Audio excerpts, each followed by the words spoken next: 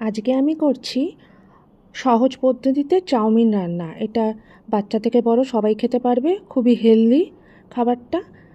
তো আমি কড়াইতে তেল দিয়ে, সাদা তেল দিয়েছি, আর তার মধ্যে ডিম ফেটিয়ে দুটো দিয়ে দিলাম। এটাকে একটু ডিমের ঝুড়ি বানিয়ে নেব। দুজনের পরিমাণে চাউমিন রান্না করছি।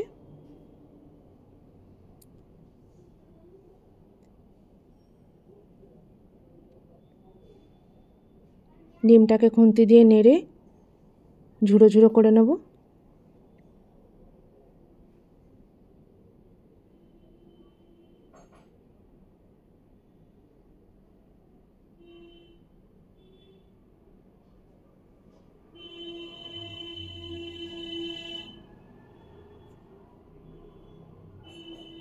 ডিমটাকে ভাজা হয়ে গেছে, এবারে আমি এটাকে প্লেটে আলাদা করে তুলে নেব।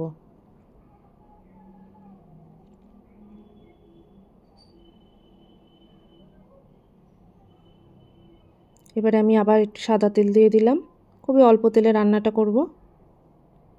এবারে আমি দিয়ে দিলাম গাজর, একটা গাজর কুচিয়ে নিয়েছি, দিয়ে গাজরটা দিয়ে দেব।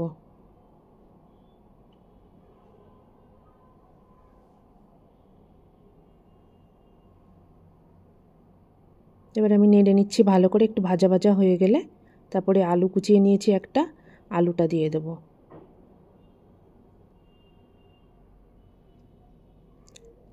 আলু আর গাজরটা দিয়ে এবার ভালো করে ভেজে নেব। আলুটা দিলে খুবই সুস্বাদু হয়। এবার দিয়ে দেবো অল্প পরিমাণে নুন,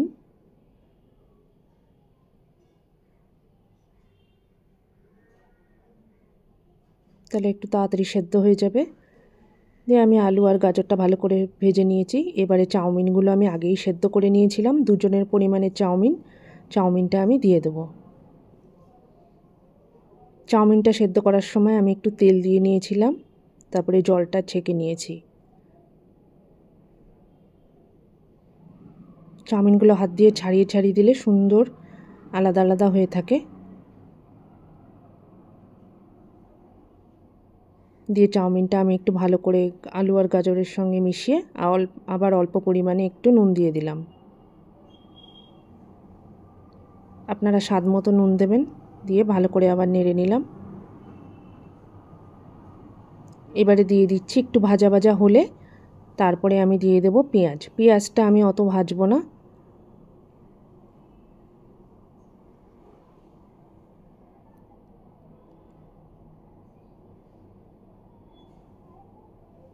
তিনটে ছোট পেঁয়াজ দিয়েছি।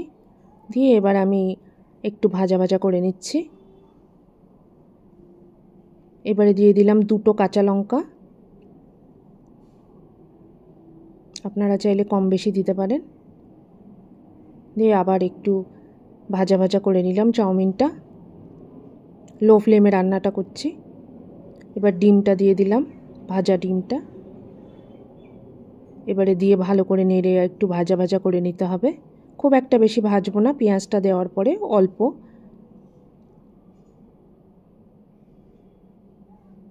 পেঁয়াজটা খুব বেশি ভাজা হয়ে গেলে অত টেস্ট লাগে না। আপনারা দেখে বলবেন কেমন হয়েছে, কমেন্টে জানাবেন। আমি এবারে পরিবেশন করছি। ওপরে অল্প একটু সস দিয়ে দিলাম, টমেটো কেচাপ। আপনারা জানান কেমন হয়েছে, কমেন্টে লাইক আর সাবস্ক্রাইব করে দেবেন।